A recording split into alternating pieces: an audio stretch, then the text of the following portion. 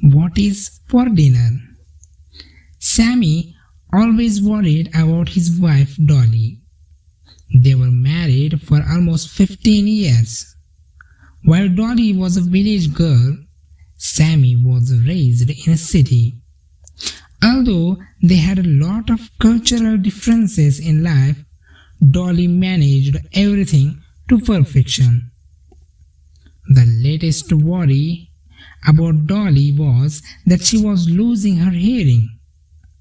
Sammy was worried that due to aging, Dolly was gradually losing her hearing capacity. It happened one day when Sammy was in the living room and asked for a cup of tea from Dolly. Dolly did not respond. He increased his voice and once again asked her for some tea. Still he heard nothing from Dolly. He got up and slowly walked to the kitchen and asked Dolly for some tea. Dolly was a bit surprised and said that she would bring it in 10 minutes. A few days after that incident, Sammy had to leave town for a week. After his return, he decided to find out the extent of his wife's hearing loss. He discussed this matter with a doctor. Prior to taking Dolly to the doctor told him an easy way to find the extent of her hearing loss. Sammy reached home and called for his wife. Dolly, as he entered, Dolly was in kitchen preparing dinner. He heard nothing from her. Then he asked her from the entrance door, "Dolly, what's for dinner?" Surprised, no response. All was silent. He went to his room and asked her, "I am here. What's for dinner, Dolly?" He sat on the sofa and asked her again, "Dolly, what's for dinner?" Again it was silent. He asked her, "What's for dinner?" As he washed his face, he then moved a few steps ahead towards kitchen and asked the same. He tried with the question, "What's for dinner?" standing at different places at home to identify the extent of hearing loss. He heard nothing from her. He then moved to kitchen and asked her, "Dolly, what's for dinner?" Dolly became furious at him and said, "I am saying it for the 8th time. It is chicken. Can't you hear it?" Sammy went speechless.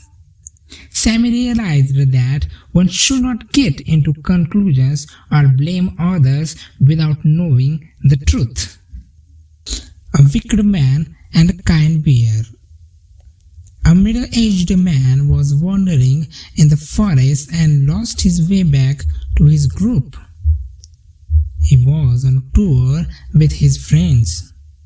After lunch, he decided to have a small walk.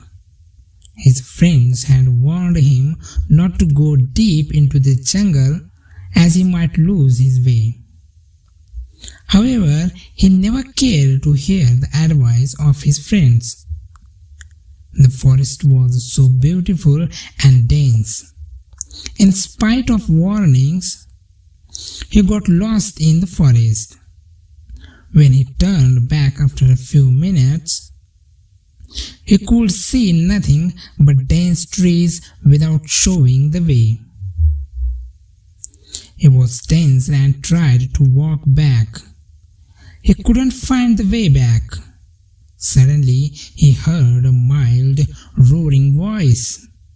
Frightened by the voice, he walked back.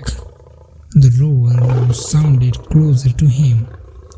He realized that it was a lion and could see traces of the lion. He rushed and ran faster to save his life from the lion.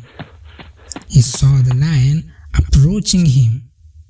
He swiftly climbed a huge and positioned himself comfortably on a high branch. He wasn't very sure how he climbed the tree. Parallel to the branch that he was seated, he saw a bear sleeping in another branch. Lion saw the tree, the man, and the bear.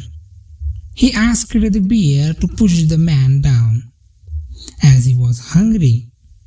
The bear humbly replied, "Dear Lion, I'm sorry I cannot do that. This is my tree, my shelter. He came to me to rescue his life. I cannot let him die and never let him fall." Hearing this, the man felt happy. The lion remained silent for a while. He then asked the man, "Hey, push the bear down. I will leave you." The man, without even thinking for a minute, tried to push the bear. However, the bear was so clever that he hung to another branch and seated comfortably.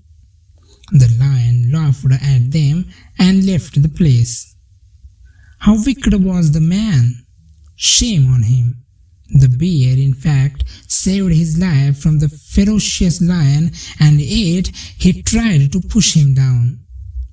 Be the bear and help someone who needs you. Don't be like the man who betrayed the bear.